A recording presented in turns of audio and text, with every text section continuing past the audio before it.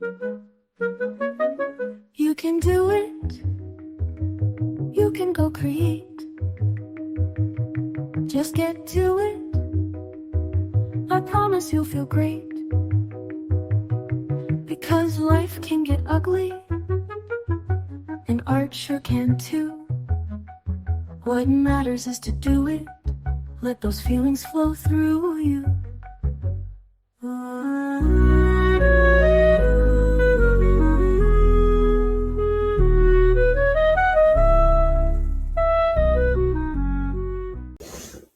Hello, everybody. Welcome back to the Ugly Podcast. It's me, your host, Laura Alexander. I use they, them pronouns, and I'm your white, curly-headed, androgynous weirdo with big glasses. Today I'm wearing my best mixed frizzle jumpsuit. It has like rainbows and bunnies and tarot or cards and I don't know what else on it. It's great. It's colorful. It's delightful. Makes me feel like a crazy art teacher who's going to take you on all kinds of wild adventures. Um, and I've got a really great guest for you today. This person saw me we encountered each other at Arts the Armory here in Tacoma, and she promptly was like, I recognize you from the internet. And I was like, oh my gosh, that's amazing. That does not happen to me. So great. So, welcome. My guest is a queer Tacoma artist with a background in graphic design and a BFA in the field with a minor in printmaking. Most of her work is digital illustration and centers around themes of feminism, queer identity, and body acceptance. Welcome. Hi, thank you. Hi. Thanks for having me. Yep, Yeah. like you mentioned, my name is Elora Blessing, and my art brand or handle that I go by is Hello Hysteria. I am a white woman with pink hair and I'm really going for the colorful vibe today. I've got lime green glasses and some worm earrings and this like weird tie-dye shirt. Hell yeah. I love it. Thanks so much for being here with me. I'm so glad that you agreed to just come be awkward and weird with me on the podcast. It's Yeah, delightful. I love finding fellow awkward weirdos to talk to and hang out with. It's great. We're hard to find because we like to, a lot of times like cower away our weirdness or hide. Like that's how I spent the majority of my like first 30 years of my life, is really hiding a lot of my weirdness. But Yeah. like now that it's a lot more out there, then I get to like actually meet people that are like, hey, I see your weirdness. The weirdness in me sees the weirdness in you. Namaste. It's great. Yes, we're matching. We're matching weirdness. Yeah, I like the second that I saw you at Arts at the Armory, I was like, I sort of know this person, and I want to know them in real life. So Hell yeah. I appreciate it. yeah. Let's jump right into it. Tell the people, kind of about your relationship to creativity, what you do. Yeah, just we'll start there and see where we go.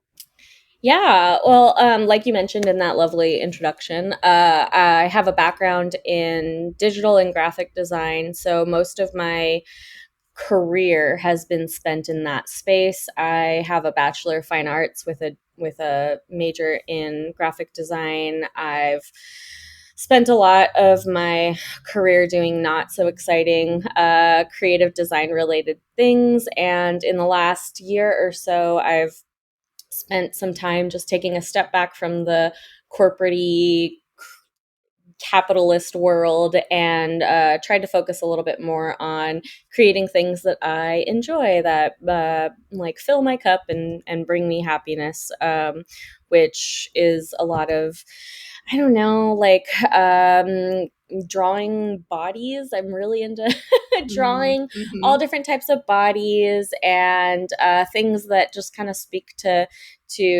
my identity and things that I hope would resonate with other people. I mostly work, like I said, digitally, but I try to translate that sometimes into a physical space. So I print out a lot of my digital stuff. I try to move some digital things to a canvas or even some like sculpture stuff I've played around with in this last year. But yeah, I've been a lifelong creative. I was a high school art club nerd, and I've never art has never not been a part of my life, with that fun double negative. But yeah. Amazing. And then, so when you were deciding to go into like corporate marketing and like making, that kind of thing, was there like something, was it just kind of like, that's the thing that's going to make me money? Like, I like drawing, I like I like working with things visually, and this is the way I can do that and get paid. Was that the thinking, or like what kind of Yeah, drew I you into mean, that space?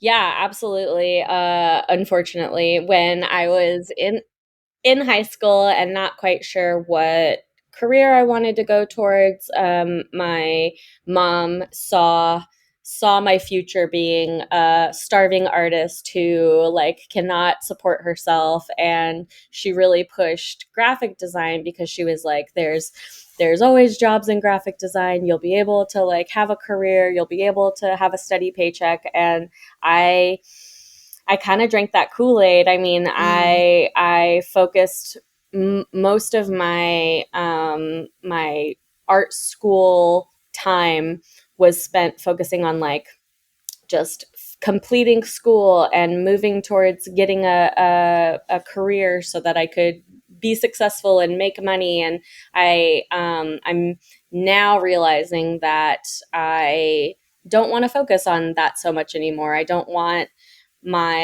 what drives me and my creativity to be centered around how am I going to be able to monetize this. I just want to be able to create stuff and maybe not worry about that so much. I think that realistically, I still have to a little bit because it is my my livelihood. I don't have any Right. We other do live 9 to 5. under capitalism still. Yeah. Exactly. Gotta But survive.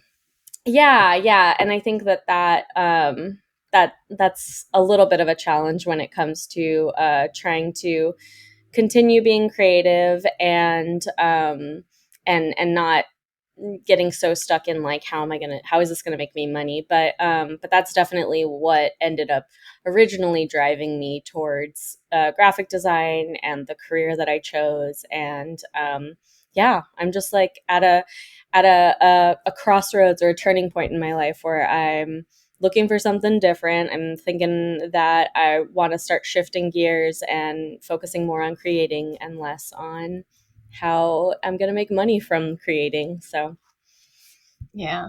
That's a big decision and like a huge shift in one's creative practice. yeah, I think that it's part of it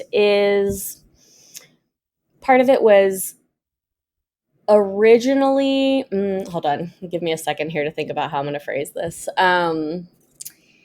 I think part of it originally was kind of forced on me with AI and with the changes of the digital world and all of this like kind of dystopian stuff that's happening in artificial intelligence in the art community, and especially like digitally creating things.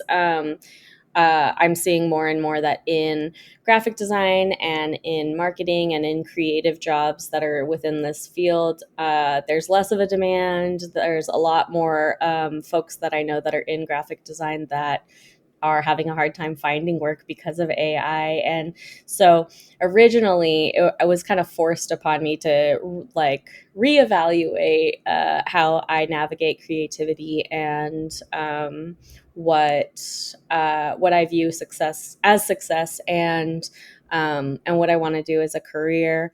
But the more I sat with it and the more I thought about it, the more I realized that like, yeah, I didn't really enjoy making things that were quote unquote creative for big corporations or for other people to make large amounts of money necessarily. I want to shift my creative focus to be more meaningful and to focus more on things that bring me joy. That's great. Congratulations. So Thanks. exciting. Yeah. What are what are you struggling the most with like now that there's that shift to like focusing on, you know, your joy and meaning making with art, uh, and at the same time having your livelihood hinge on that art. What are you finding is the most struggle for you at the moment?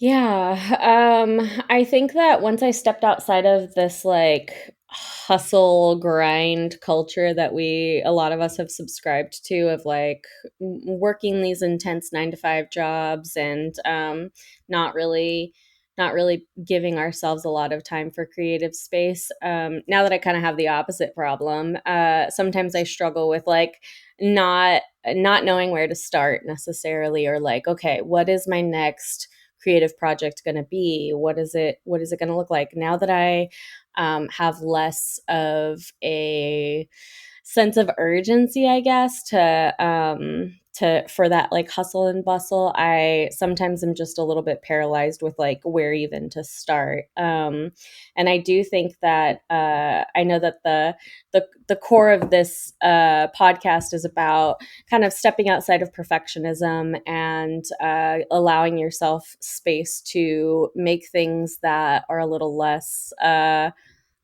perfect, or just giving Mm-hmm. yourself a little bit of grace with the creative process. I do think that I still struggle with that a little bit when it comes to creating for other people. So if I'm taking a portrait commission, or if I'm designing something like, I don't know, a logo or something for somebody, I still have a hard time kind of stepping outside of the like, this needs to look really sharp, this needs to look like the person that I'm drawing the portrait of, this needs to like look as, I need to give it my all, I need to put in my best effort because somebody is paying me for this, and I want Mm-hmm. it I want it to come across as fully baked and finalized as possible. And I think that sometimes that creates that little bit of struggle of not allowing myself grace to mess up sometimes, or to kind of make the ugly thing. And I still try to give myself space to create things without the intention of trying to sell it, and that allows me to make weird stuff, make stuff that maybe nobody will buy. And you know, if I go to a market and somebody does end up buying this thing that I maybe don't think looks the best, but somebody else does, then it's kind of a cool bonus. Yeah, absolutely. Well, Yeah. and I'm curious, do you think that, because I mean, I'm seeing you like do the stuff. Like you are at Arts at the Armory, you have your table of stuff, you're taking commissions, like you're doing the things. So I'm curious, like, where you think perfectionism is a problem. um I think that perfectionism is a problem just because like in my experience, living in the world of creatives and being a creative myself, I know that we are our own biggest critics, and we're really like harsh on ourselves. And I think that um it's really hard to break away from that idea of like, the thing that I created isn't that great, or like the thing that I painted or that I drew, nobody's really gonna like it, or this is just for me. And I think that it's an interesting cycle when you are doing something like markets, or you're showing your artwork to your friends and family, and you're getting this like positive feedback and validation, regardless of if it's somebody buying something, if even if it's just a friend telling you that the thing that you made they think is kick ass. I think that it helps quiet that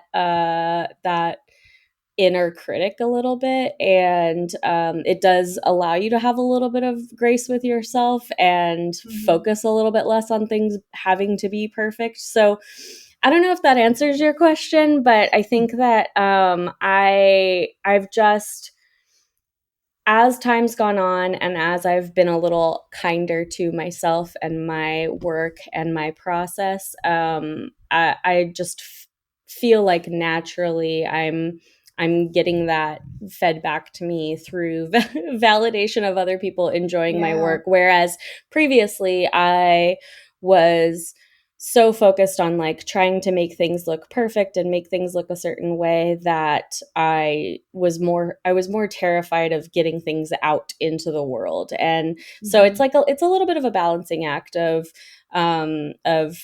putting yourself out there and putting work out there that you're proud of, but maybe you don't think is perfect, and seeing what the response is from other people, because it's usually better than you think it's going to be. So Yeah, absolutely.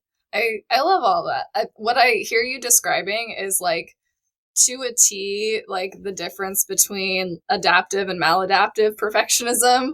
yeah. Which have you heard of the book, The Perfectionist Guide to Losing Control?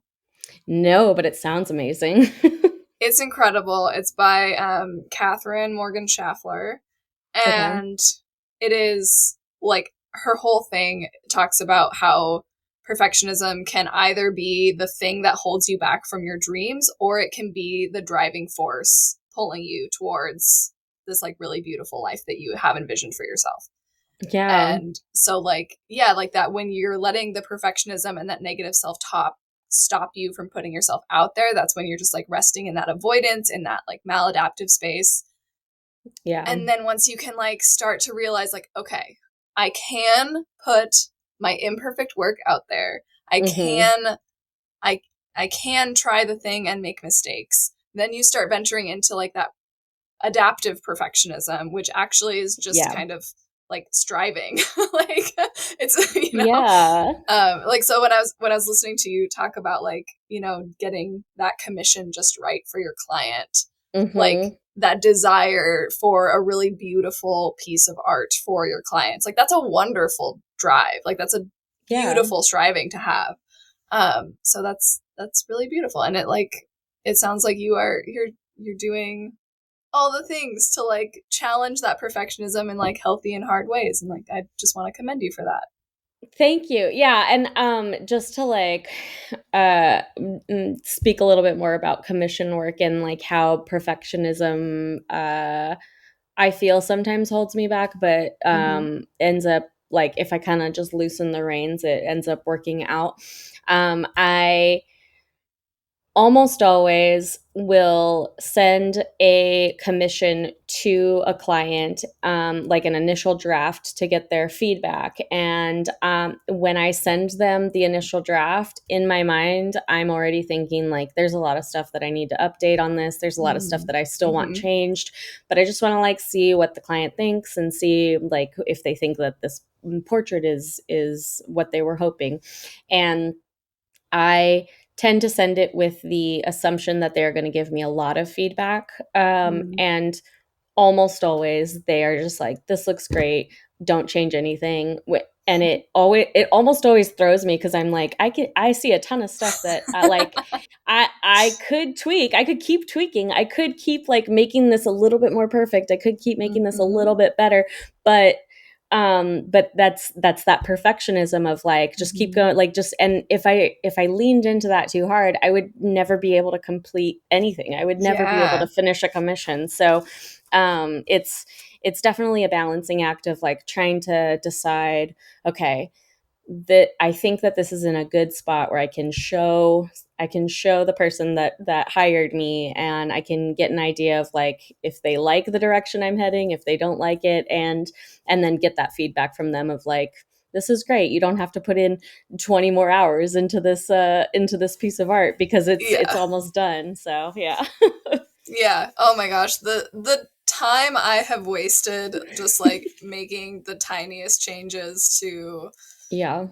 anything from like emails to social media posts to like just the endless tweaks you can make to things. Yeah. And when you do that, it's just like, well, I'm never going to get anything done if I just like keep changing it a little bit, a little bit. I'm just going to keep adjusting this painting a little bit. I'm just going to keep working on this like digital illustration a little bit. And if at some point you're not like, okay, this is I need to step away. This is Yeah. great. This is good for what it is. I don't need to like keep you'd be paralyzed. You'd never be able to get anything out into the world. So Yeah, absolutely. And like, especially when you're working for yourself, you're selling your own art, Mhm. and we live under capitalism, like your survival is also tied to your time, and like Yeah. time is money. And when you are spending so long on this one piece that you're only getting a certain amount for. Exactly. Well, and it's so interesting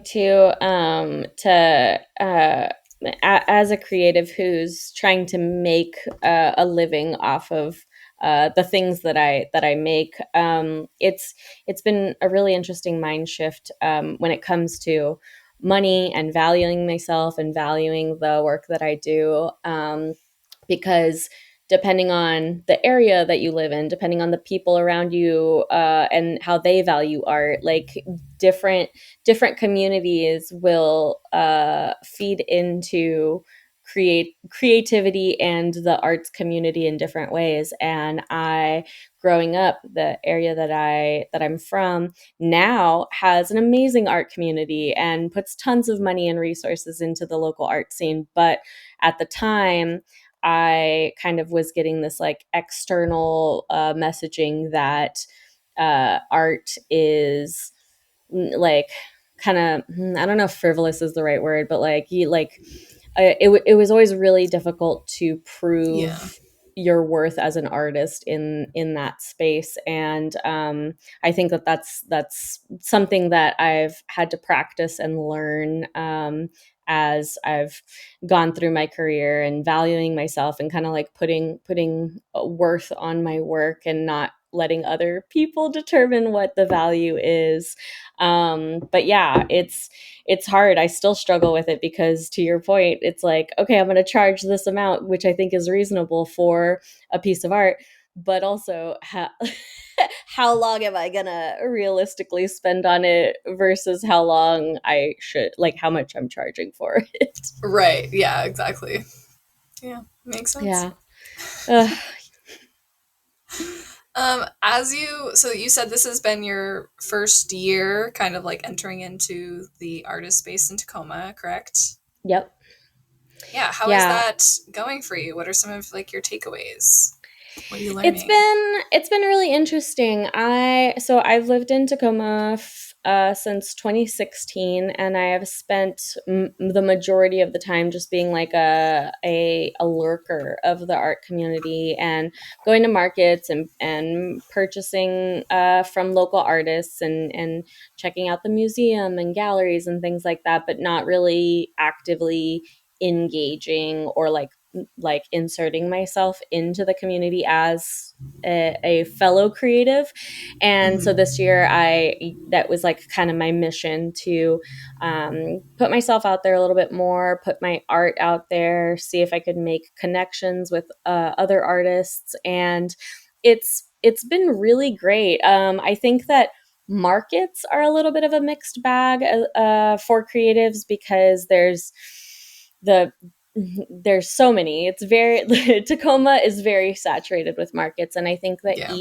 each one offers a different clientele or a different crowd. And if I'm selling illustrations of fat AFAB bodies in a market where that's not really the thing that people are interested in purchasing, then I'm not necessarily going to see a lot of monetary success in those spaces. But that doesn't mean that I haven't been successful in putting myself out there like that, because um, participating in markets like that allows me the chance to connect with other local artists and kind of get an idea of what other people are making, and even just, yeah, like talking to people that that attend markets, and that's been really cool to experience.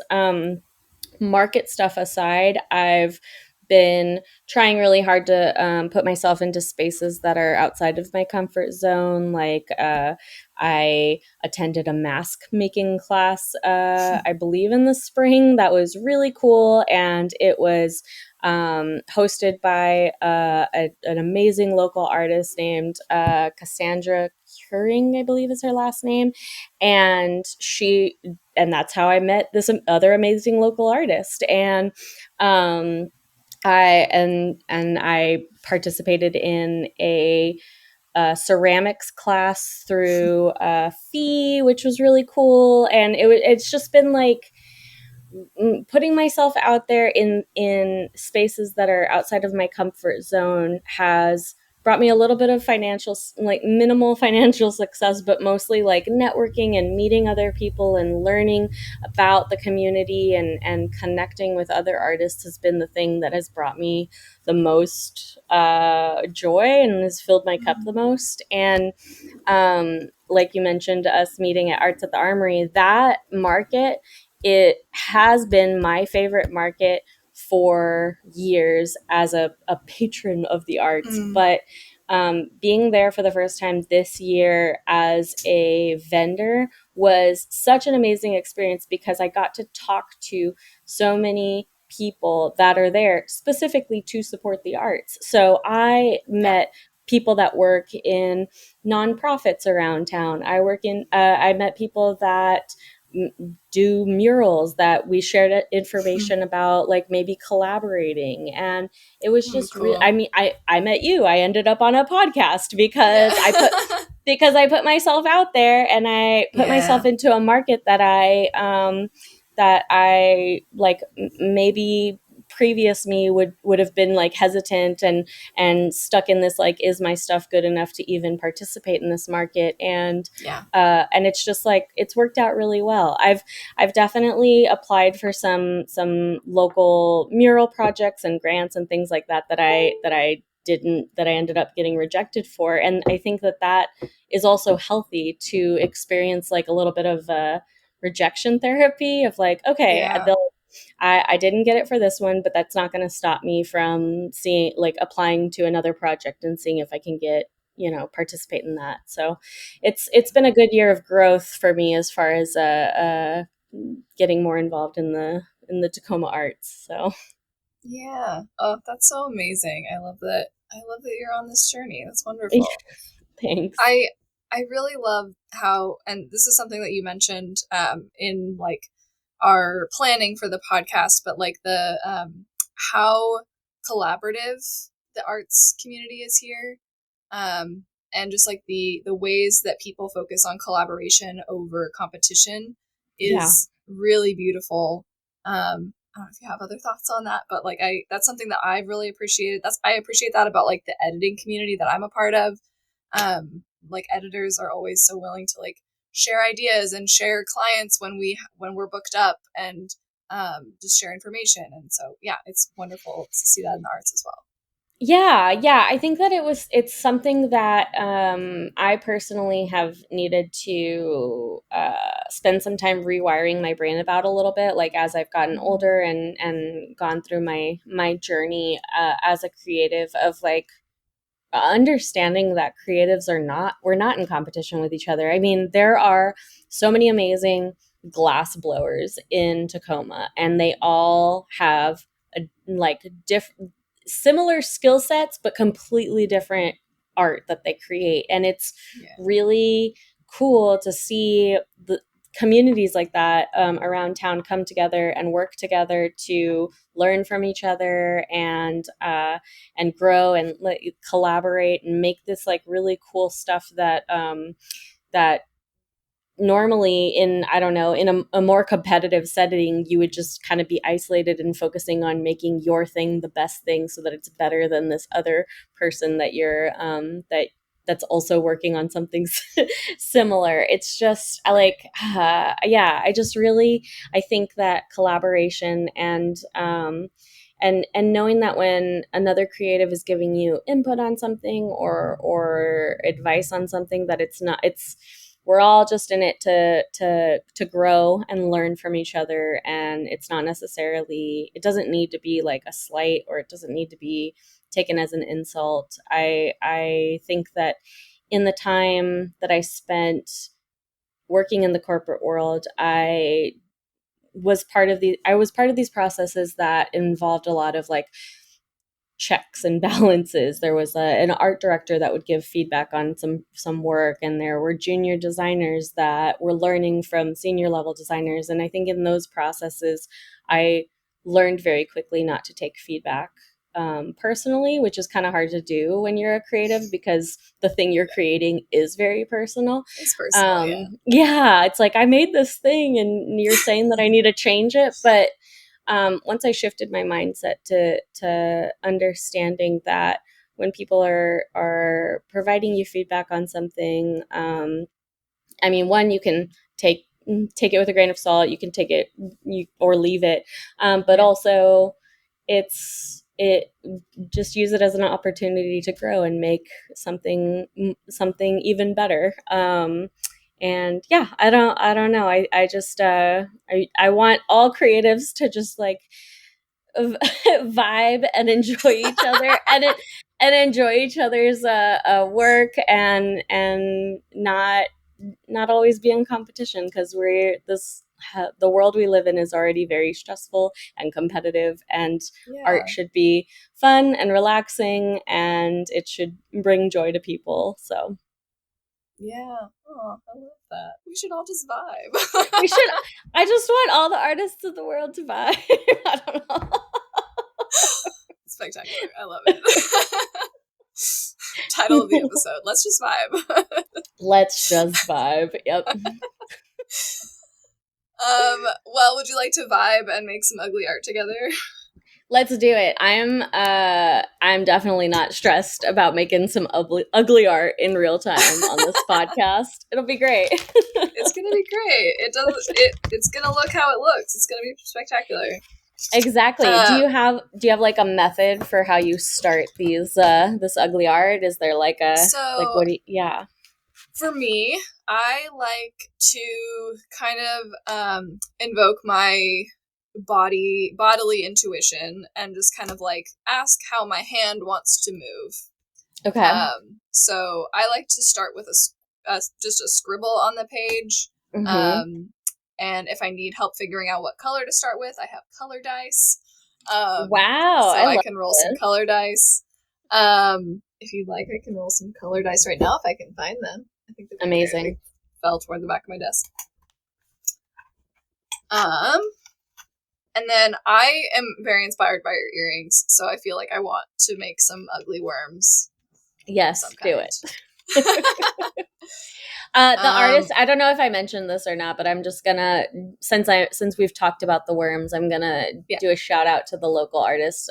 Their Instagram handle is Welcome to Slime Time, and they tend to be at a lot of really cool markets around town, and they make the coolest worm earrings. So please check them out.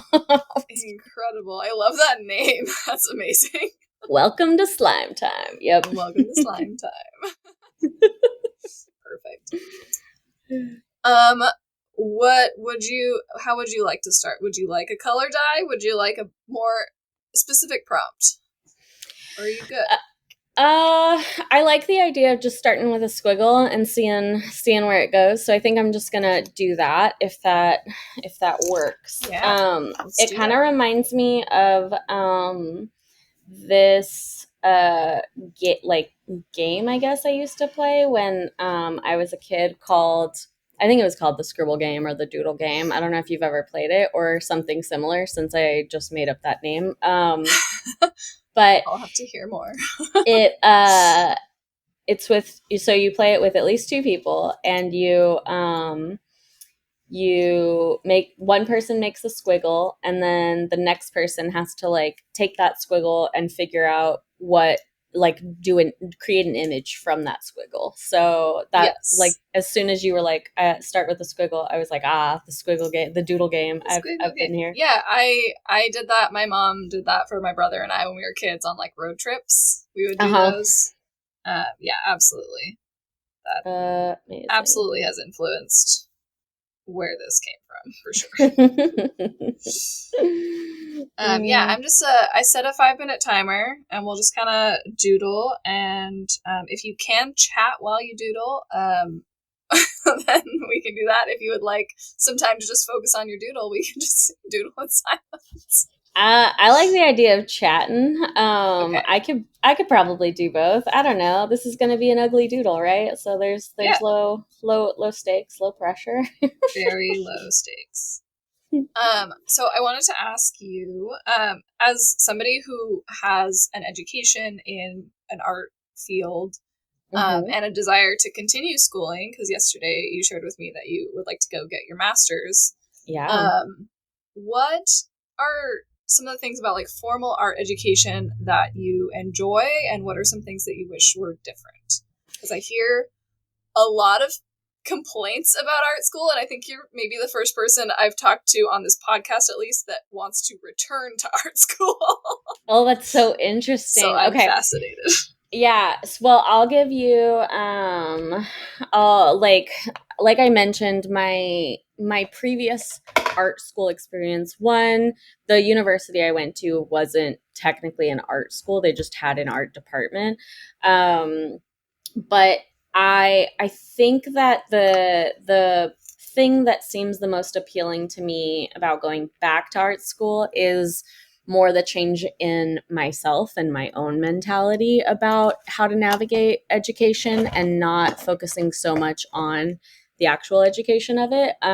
So like I said, when I was when I was getting my BFA, I was really focused on just like finishing, just getting it done. And I didn't spend a lot of time um, really using the resources that I had available as an art student. I didn't I was just trying to like jam through my classes and get the thing done and get the degree. And I, looking back, and now that I don't have access to like a designated studio space, or like a kiln, or metal making things, it kind of makes me sad that I didn't utilize those spaces better, or take more advantage of them. And so I think that that's really the appeal of going back to art school for me, is just that I have a shift in my own mindset, and I am excited to head back to a space where I my whole the whole focus of being there is to create. I don't think I've experienced a whole lot of spaces like that you don't have to pay for. Well, I guess you pay for education too, but it's it's more about that for me, of just like, I don't know, like being excited to create. And I don't know what grad school is going to be like. That's what I think. That's the other thing that's kind of the big unknown, is I only have an undergrad, which is very different from grad school from what I hear.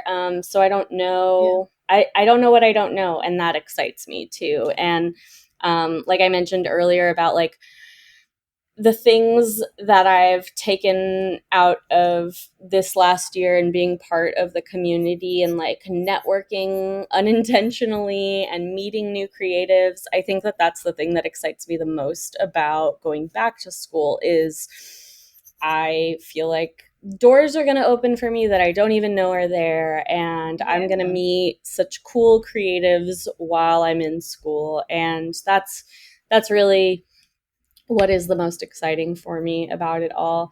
I don't know if I have a whole lot to say as far as complaints of of education, because my BFA was like 13. I think I got it 13 years ago at this point, and I don't know, I was a little like sassy early 20s kid at the time, and I didn't like school, but I don't think that it was because of the school. I think it was because I was like, I just want to get out of here, and I just want to move on with my life and be an adult. And yeah, so I don't know, it'll be interesting. Maybe talk to me in a couple of years after I've gone through grad school.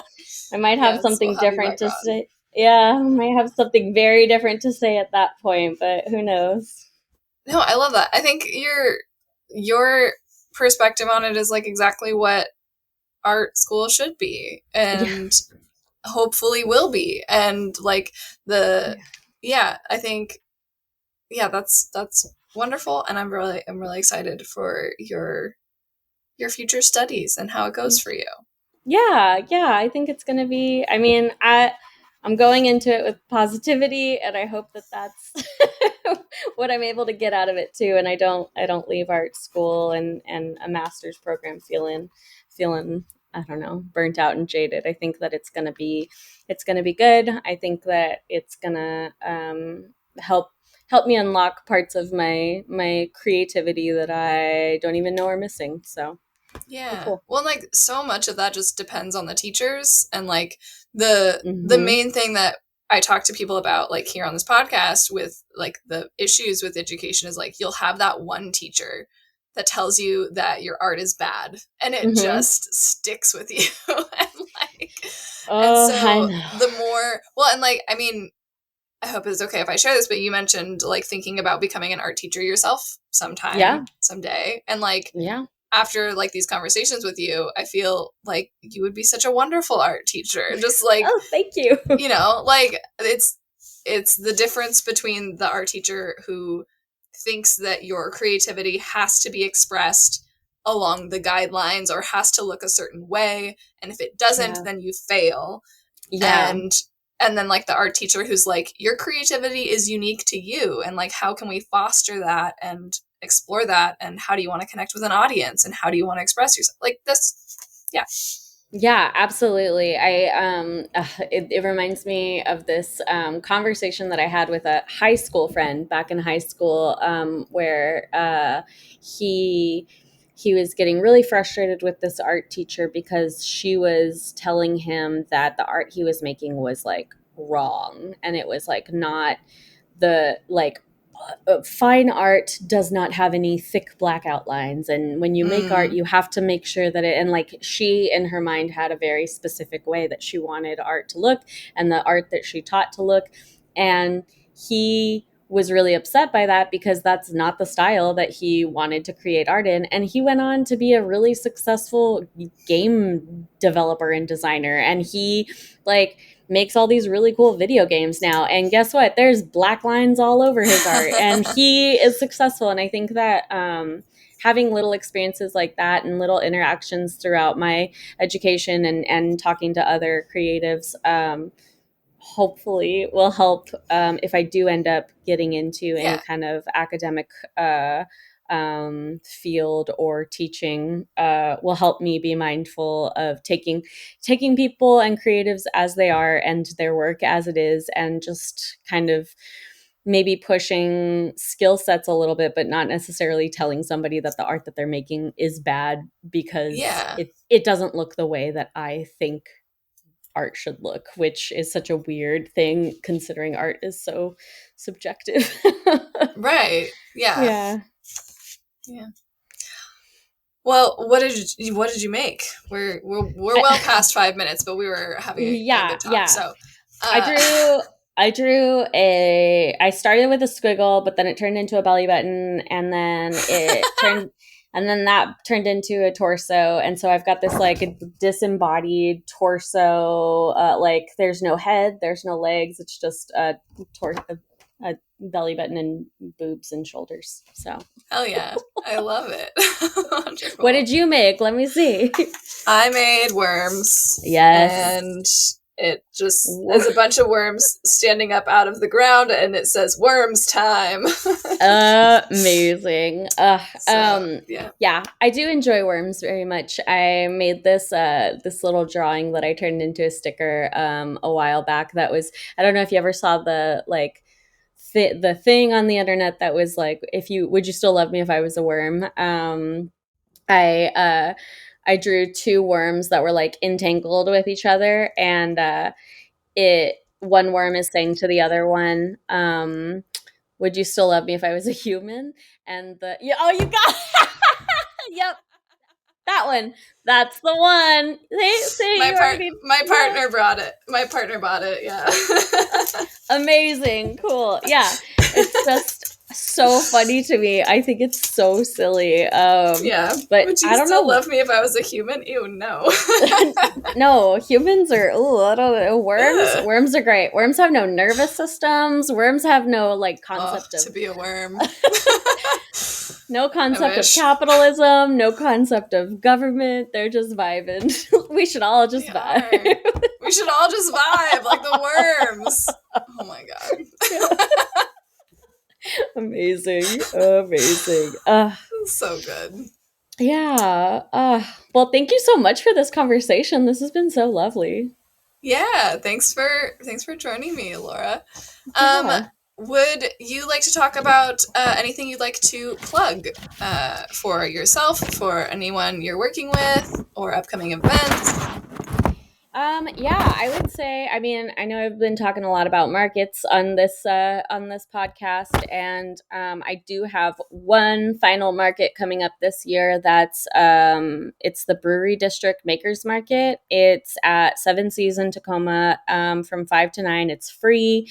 You can go get a local beer and check out some awesome artists for any like last minute, I don't know, things that you need for the holidays. And the other thing that I've mentioned in excess here is that I take commissions and try very hard to not be too in my head about them. So I'm always down to draw people and pets and all of that stuff, or just, I don't know, if people want me to draw something weird, that'd be really cool. I haven't gotten a lot of weird commission requests, but yeah. And then I would love for listeners to check out my Instagram, which is hello.hysteria, and it's painfully inactive because I'm bad at social media, but I try and I post things once in a while, so check it out.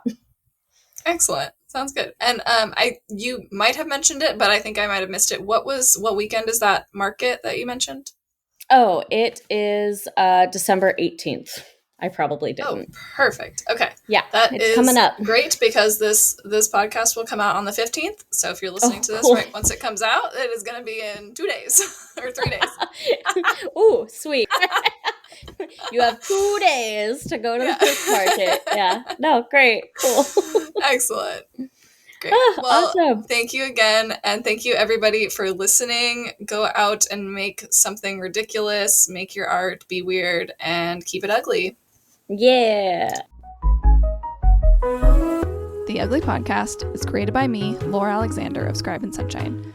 It's produced and sort of edited also by me and written and directed by absolutely no one. Our theme song was written and produced by the amazing Zoe Tronic. If you like the podcast, be sure to rate and leave a review on your preferred platform and share with the creative people in your life. If you're interested in learning more about what I do, head to scribeandsunshine.com to learn more about my ugly art workshops and my editing services. If you haven't yet today, I dare you to make that thing you've been thinking about making but have been too scared it's gonna be terrible. Make it terrible. And as always, keep it ugly. You can do it. You can go create. Just get to it. I promise you'll feel great.